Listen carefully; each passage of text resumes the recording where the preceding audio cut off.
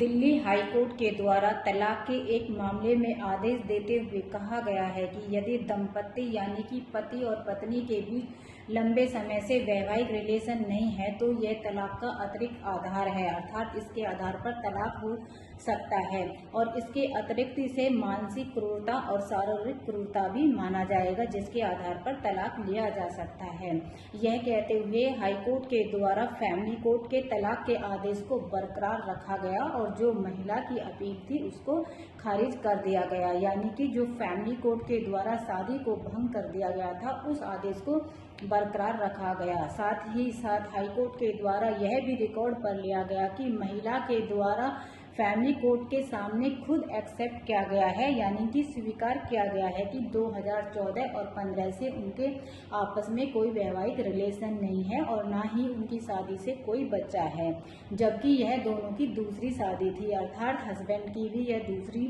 शादी थी और पत्नी की भी, यानी कि जो महिला थी उसकी भी यह दूसरी शादी थी। साथ ही साथ पति के द्वारा पत्नी पर यह भी आरोप लगाया गया था कि उसकी पत्नी उग्र स्वभाव की है और जो वैवाहिक रिलेशन है उनमें बिल्कुल भी रुचि नहीं लेती है और हमेशा पैसे की डिमांड करती है और पैसे नहीं मिलने पर वह उसको और उसके परिवार को हमेशा क्रिमिनल केसों में फंसाने की धमकी देती रहती है और एक नंबर की झगड़ालू किस्म की महिला है। हाईकोर्ट के द्वारा संज्ञान लिया गया और जांच की गई तो पता चला कि वास्तव में जो महिला है वह उग्र स्वभाव की है और हमेशा फैमिली पर पैसे लेने का दबाव बनाती रहती है और